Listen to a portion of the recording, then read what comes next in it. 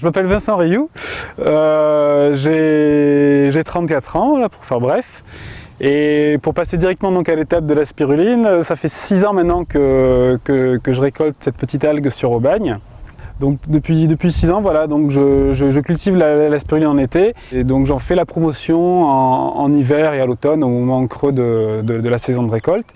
Et j'essaie d'expliquer pourquoi c'est intéressant de manger la spiruline d'un point de vue nutritionnel, tout ce qu'elle peut nous apporter. Donc qu'est-ce que c'est que la spiruline, hein, je devance un peu ta question. Donc c'est une petite algue d'eau douce. En gros, c'est entre l'algue et la bactérie. C'est-à-dire que c'est une bactérie évoluée qui fait de la photosynthèse. La spiruline est très nourrissante. On voit bien l'intérêt que ça peut avoir pour lutter contre la malnutrition. Mais qu'est-ce que ça va apporter à l'alimentation de l'homme occidental ? Alors chez nous, c'est sûr que d'un point de vue énergétique, calorique, on n'est pas en carence, même on aurait même tendance à trop manger. Par contre, souvent, on peut dire qu'on a une alimentation qui peut être déséquilibrée en termes d'apport micronutritionnel.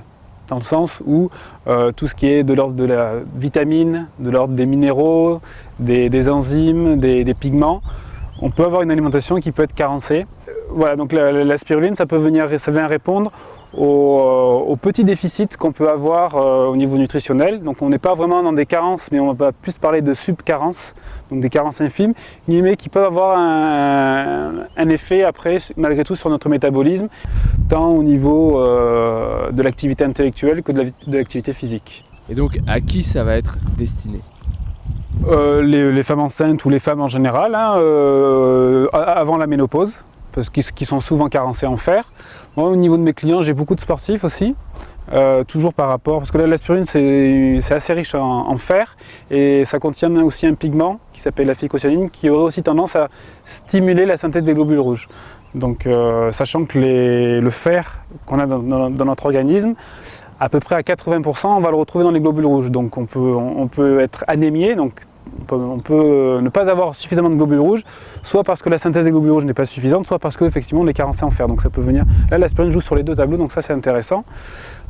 Pour les sportifs, moi les retours que j'ai, c'est une meilleure endurance et après l'effort, ils récupèrent plus rapidement. C'est pas encore considéré comme un produit dopant ? Pas encore, non. C'est un dopant naturel. Non, ça reste encore on est encore dans la légalité quand on consomme de la spiruline. Donc dans ces cas-là, on voit plus la spiruline comme un complément alimentaire qui vient venir donc compléter l'alimentation. Et il y a des gens par contre qui voient vraiment ça comme un aliment en tant que tel et qui vont en prendre pas spécialement tous les jours, mais qui vont en prendre, je dirais au quotidien, 2-3 fois par semaine, pour compléter, parce qu'ils savent qu'ils vont avoir un apport nutritionnel intéressant en prenant de temps en temps de la spiruline. Et finalement, ça devient comme un condiment.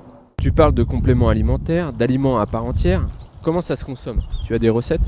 Donc au niveau recettes, moi ce que je la mets souvent dans les salades. Il y a des gens qui mettent ça aussi dans les yaourts ou dans les compotes de pommes. Et beaucoup, parce que c'est sous forme de petites paillettes, beaucoup vont directement gober les paillettes et vont prendre un verre d'eau ou un verre de jus de fruits derrière. En gros, la pâte qu'on récupère, on verra tout à l'heure, elle est mise en spaghetti et ensuite elle est séchée pendant une après-midi et c'est suffisant.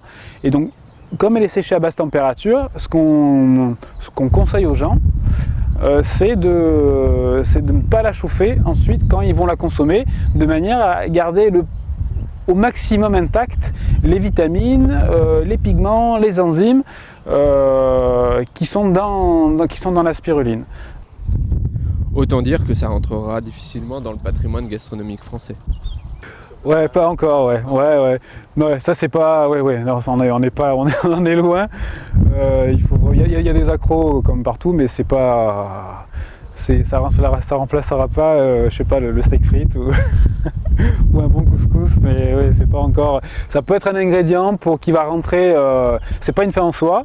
Ça peut être un ingrédient qui peut rajouter une saveur à une salade. Ou un plat de riz. Il y a des gens qui aiment mettre ça sur des plats après la cuisson. Comme on va se faire un pesto, on peut se faire un pesto à la spiruline. Pourquoi pas ? Et Popeye, c'était pas des épinards qu'ils prenaient, c'était de la spiruline. Je pense, ouais, ils se sont trompés sur le verre, ouais. On se rapproche plus de la vérité, ouais.